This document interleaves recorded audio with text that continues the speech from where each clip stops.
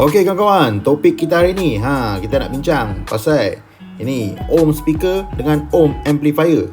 Benda yang sama ataupun berbeza. Jom kita bincang. Okey kawan-kawan, pertama sekali kita tengok ohm pada speaker dulu. Okey, hari ni saya ambil contoh speaker jenis mid bass lah, 65 inci kat pintu tu.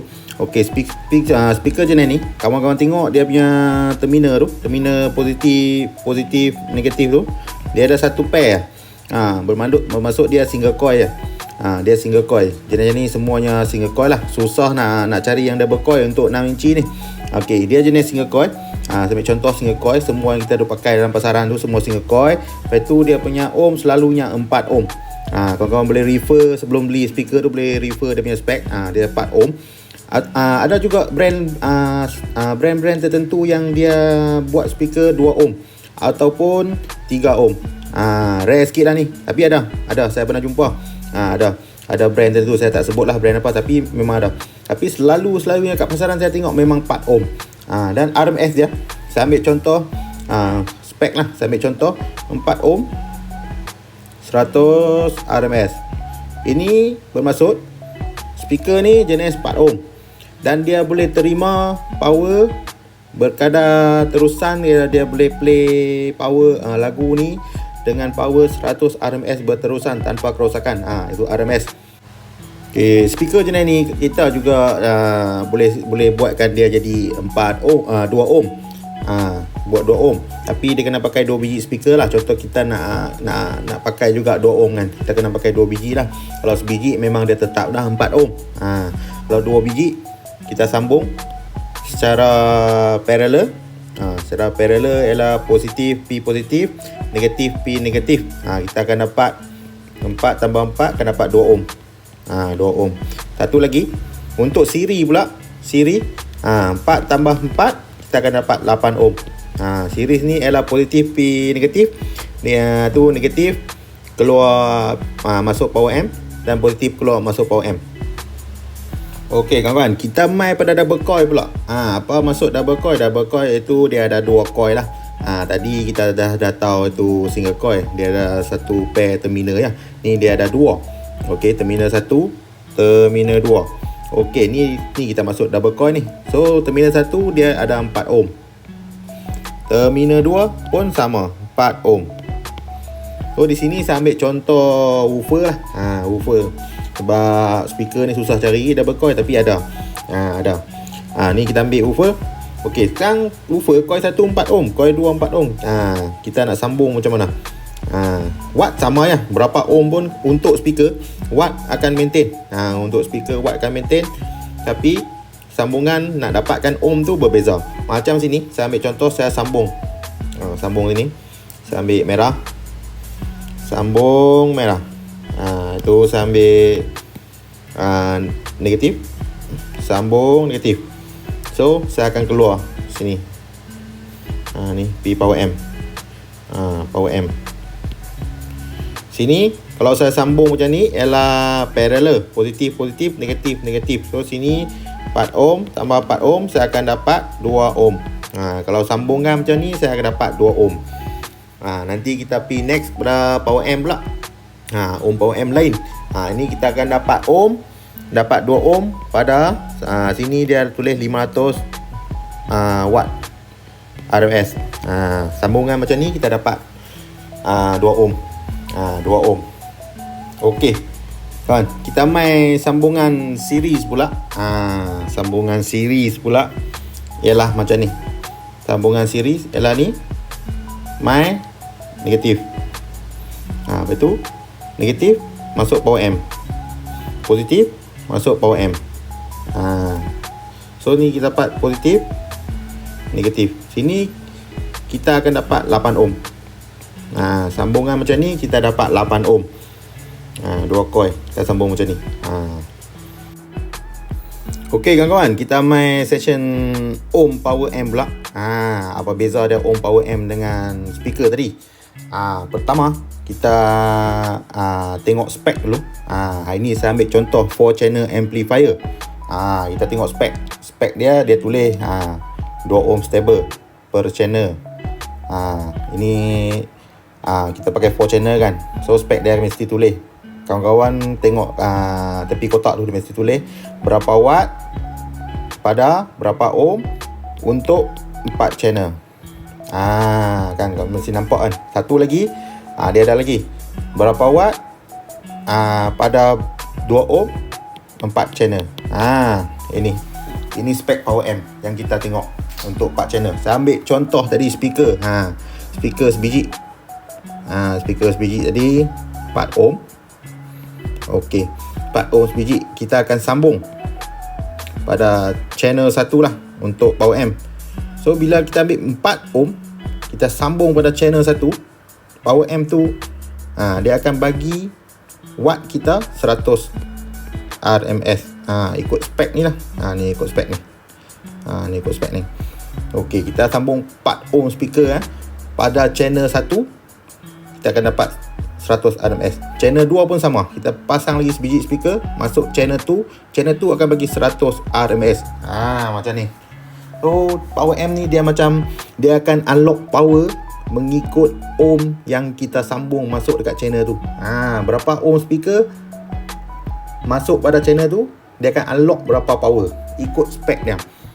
Contoh satu lagi, saya ambil ni sebiji speaker kan. Saya padam tak. Okey, ini speaker 4 ohm. Saya kahwin. Ni 4 ohm, saya ambil contoh 100 RMS untuk 4 ohm speaker.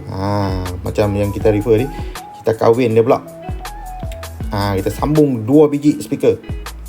4 ohm dengan 4 ohm. Mengikut si parallel lah. Parallel ni kita akan dapat 2 biji speaker.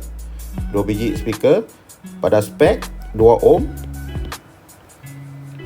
So total 200 RMS. Okey, dan ni kita dah kahwin dia. Kita akan dapat satu channel saja, positif, negatif. Kita sambung masuk channel 1 power amp tadi. So kita dapat 2 ohm. Kita sambung pada channel 1. Power amp tu akan bagi kita 150 RMS watt. So power amp akan bagi 150. Sebab spek dia 2 ohm. Bila kita sambung kat dia 2 ohm pada satu channel tu, dia akan bagi 150. Tapi kita perlu 200. So ini kawan kena matching tengok lah. Sebelum beli power amp ke speaker ke, kawan kena tengok. Kena matching. Kalau dah beli speaker tu, carilah power amp yang sesuai. Kalau dah beli power amp, carilah speaker yang sesuai. Okey, macam ini. Kalau kawan-kawan yang nak pasang 2 biji speaker pada satu channel lah. Satu lagi, kalau dia bagi tahu ini 2 ohm stable kan. 2 ohm stable ni. Ohm stable ni bermaksud satu channel boleh turun paling rendah sampai 2 ohm sahaja.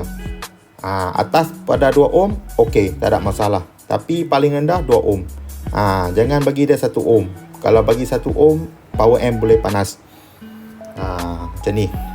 So, konsep dia macam ni. Nanti kalau kawan masih dah clear untuk 4 channel, nak tengok pula untuk monoblock pula. Monoblock pula. Saya boleh cerita lagi. Kita sambung lagi. Okey, untuk monoblock pula kawan-kawan. Tadi saya lupa tunjuk untuk sambungan subwoofer. Kita tunjuk sampai 2 ohm lah tadi. Saya nak tunjuk sambungan subwoofer untuk 1 ohm. 1 ohm. Kita nak dapat 1 ohm connection untuk subwoofer, kita kena pakai 2 biji double coil. Double coil subwoofer lah. Coil 1, coil 2 semua 4 ohm. 4 ohm. Okey, ni yang kedua pun 4 ohm. Okey, kita nak sambung macam mana dapat untuk 1 ohm ni. Saya bagi contoh kita tadi, saya lupa nak bagi. Kita sambung macam ni kawan. Tadi kita nak dapat 2 ohm. Kita ambil okey, positif kan. Kita sambung parallel. Itu negatif. Sambung negatif. So kita akan dapat sini. Okey. Sebelah yang kedua pun sama. Parallel. Okey, negatif dan positif. So kita akan dapat sini positif. Okey, sini positif. Okey, untuk negatif ni negatif. Okey, sini negatif. Okey kawan-kawan.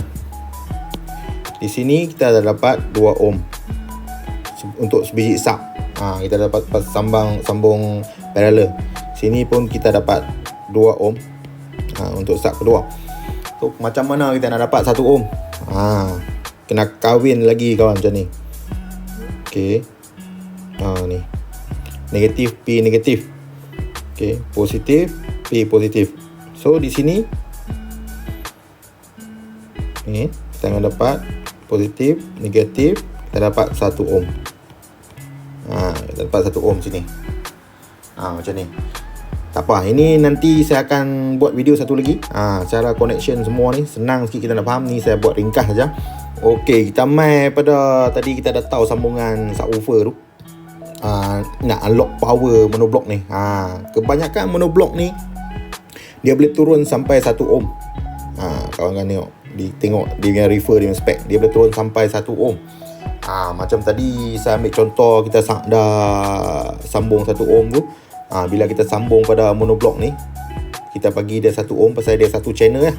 Kebanyakan monoblock satu channel, yang kita dah nampak 2 slot, 4 slot terminal tu ialah dia macam duplicate lah.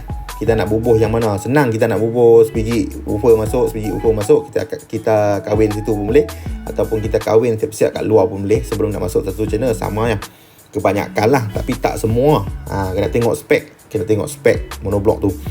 Contoh tadi saya ambil sebiji subwoofer.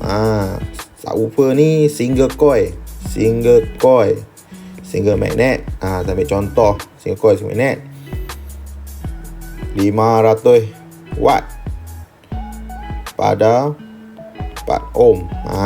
Sambungan dia single coil, single magnet. Single coil ni satu coil lah, ada 4 ohm. Power dia 500. So kita direct sambung masuk dia punya 4 ohm ni pada channel. So kita akan dapat 500 watt. Monoblock akan bagi 500 watt saja kalau kita bagi dia 4 ohm sambungan tu masuk pada terminal dia tu. Kita bagi 4 ohm, dia akan bagi 500. Kita ambil pula contoh. Kita ambil contoh pula. Saya padam Ustaz. Okey, kita ambil contoh pula 2 biji. 2 biji tadi single coil, single magnet 500. Kita ambil 2 biji, kita kahwin parallel, kita akan dapat 2 ohm. Sekarang woofer dapat 2 ohm. So ini tambah 2 ohm, dia kena 1000 watt no? RMS, 1000 watt RMS pada 2 ohm. Kita sambung masuk pada satu channel ni, monoblock tu akan unlock. Dia akan bagi 1000 watt pada connection 2 ohm tu. Lagi-lagi macam sambungan saya bagi tahu sebelum ni yang parallel 2 biji double coil double magnet tu, connection dapat 1 ohm. Okey, pada connection 1 ohm tu kita sambung masuk satu channel ni pada monoblock yang sama. Mono yang sama, mono tu akan lepas 1500 watt. Sama juga dengan 4 channel tadi. Setiap channel tu kita refer pada spek. So dia macam ni, dia akan bagi dia akan unlock power mengikut ohm sambungan speaker yang kita masuk pada power amp. Kalau speaker dia main fix dah speaker tu. Kalau dia kata 4 ohm single coil. Kalau itu dia bergantung pada cara sambungan pula nak dapat 2 ohm. Macam mana? Itu perbezaan dia kat sini. Speaker ohm tetap mengikut sambungan kita nak dapat berapa ohm. Untuk power amp dia bergantung pada sambungan ohm speaker yang masuk pada dia. Kita bagi dia 4 ohm, dia akan bagi 500. Kita bagi dia 2 ohm, dia akan bagi 1000. Kita bagi dia 1 ohm, dia akan bagi 1500. Dia bergantung pada spek semua. Okey, kawan-kawan, bolehlah refer dia punya spek, matchingkan semua benda tu. Kalau boleh, watt dia janganlah tinggi sangat, beza dia. Contoh power amp 1000, kita masuk sub 2000. Tak cukup. Dia macam mana nak cakap, dia lebih kurang plus minus 10%, 20%. Contoh power amp 1000. Bolehlah pilih sub nak kahwin dengan dia, sub yang 900 ataupun 1100. 1100 masih boleh lagi. Masih boleh. Tapi kalau boleh sentiasa beli power amp yang power lebih daripada sub. Power amp ni power mesti lebih pada sub. Dia punya power nanti kita boleh adjust. Tapi kalau dah power amp ni power dah tak cukup untuk power kita punya sub, itu susah, nanti panas power amp kita. Okey kawan-kawan, kita punya topik hari ni sampai sini saja. Kalau ada saya dah cakap silap, info silap apa, kawan-kawan bolehlah tegur saya di komen. Saya boleh terima semua. Sebab saya pun taklah pro terang mana. Taklah pro terang mana, tapi saya boleh ceritalah sikit-sikit apa yang saya tahu. Benda yang kalau saya tak tahu, kawan nak tanya, saya bolehlah buat research untuk kawan-kawan. Tak ada masalah. Kita boleh kau team. Okey kawan-kawan, video ni setakat ni ya. Terima kasih kerana menonton sampai habis. Kalau ada persoalan bolehlah tinggal di ruang komen, saya try jawab. Kalau tak boleh, saya akan buat video untuk jawab. Okey, kalau kawan-kawan suka video ni, bolehlah like, share ataupun komen sebagai tanda-tanda support saya lah. Terima kasih kawan. Jumpa lagi next video.